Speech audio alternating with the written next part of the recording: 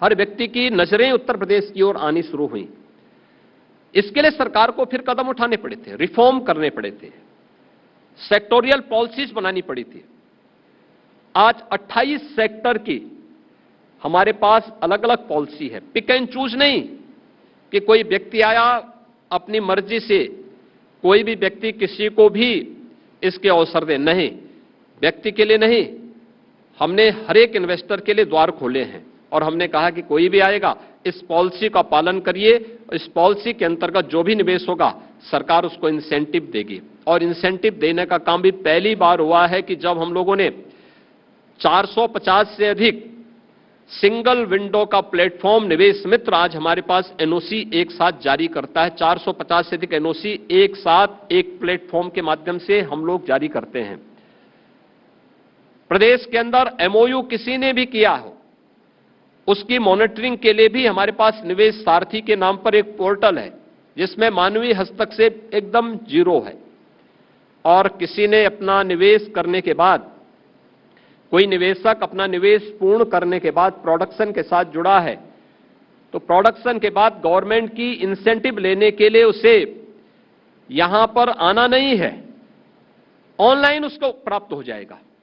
इसके लिए भी हम लोगों ने इंसेंटिव मॉनिटरिंग के लिए एक मैकेनिज्म तैयार किया है और ये सभी कार्य युद्ध स्तर पर प्रदेश के अंदर आज आगे बढ़े हैं। रोजगार के अवसर सृजित हुए हैं, लैंड बैंक बनाया गया है। आप आश्चर्य करेंगे, उत्तर प्रदेश के बारे में लोग कहते थे कि 25 करोड़ की आबादी है, लैंड बैंक कहां से होगा।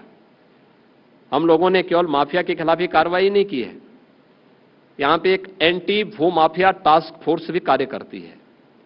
64,000 एकड़ से अधिक लैंड को हम लोगों ने भू माफियाओं के कब्जे से खाली करवाया है और यही लैंड बैंक हमारा बना है जिसमें डिफेंस कॉरिडोर भी बन रहा है, जिसमें उत्तर प्रदेश के अंदर तमाम प्रकार का निवेश सामने आया है और भू माफियाओं के कब्जे से मुक्त कराई गई जमीनों पर उत्तर प्रदेश के अंदर आज के दिन पर गरीबों के भी आवास बन रहे हैं। प्रयागराज में आपने देखा होगा उन गरीबों के आवास बनाए गए हैं। जिन लोगों ने कभी आवास के दर्शन नहीं किए थे वह भी एक दुर्दांत भू माफिया के कब्जे से मुक्त करा करके वहां पे हाई राइज बिल्डिंग बना करके उन गरीबों को समर्पित किया गया है। यानी ये सभी कार्यक्रम लगातार आगे बढ़े, लेकिन केवल बड़े निवेश के लिए सरकार ने कदम उठाए हो ऐसा नहीं है। उत्तर प्रदेश ने इस दिशा में और भी कार्य किए हैं। खासतौर पर परंपरागत उद्यम को बढ़ावा देने के लिए वन डिस्ट्रिक्ट वन प्रोडक्ट की उत्तर प्रदेश सरकार की नीति, यह उत्तर प्रदेश को एक एक्सपोर्ट के हब के रूप में भी स्थापित करता है। उत्तर प्रदेश के अंदर करोड़ों लोगों को हम लोगों ने एमएसएमई के माध्यम से वन डिस्ट्रिक्ट वन प्रोडक्ट की अभिनव योजना के माध्यम से रोजगार के साथ जोड़ने का काम भी किया है। 96 लाख एमएसएमई यूनिट हमारे पास है।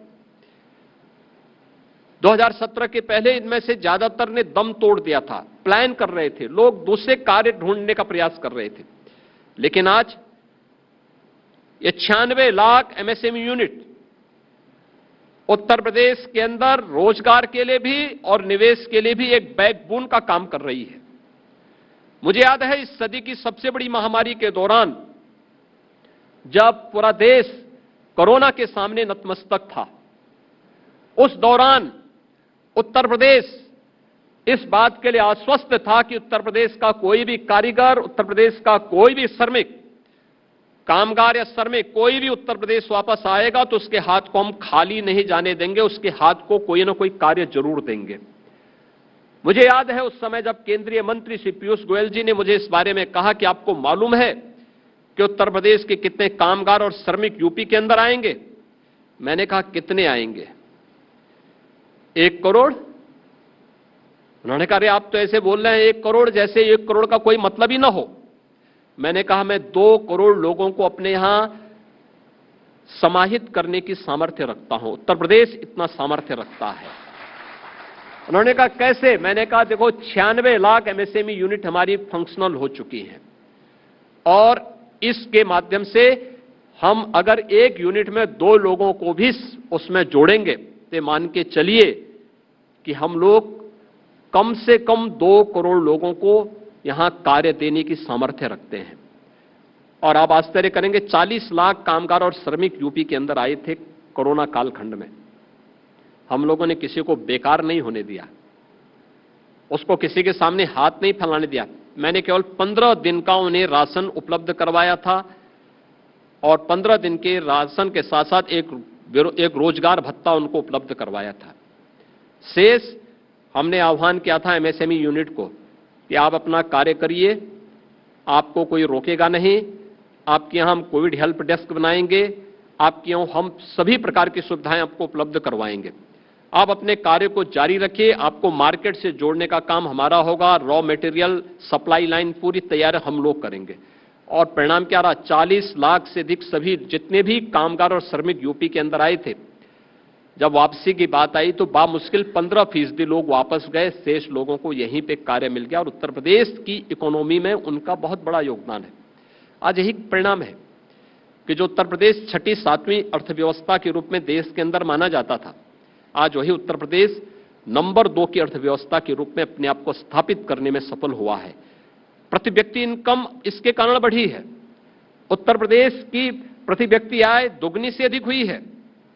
उत्तर प्रदेश की जीडीपी पहले की तुलना में दुगने से अधिक हुई है। ये सभी उपाय करने के परिणाम हैं कि आज उत्तर प्रदेश इस दिशा में बेहतर दिशा में आगे बढ़ रहा है।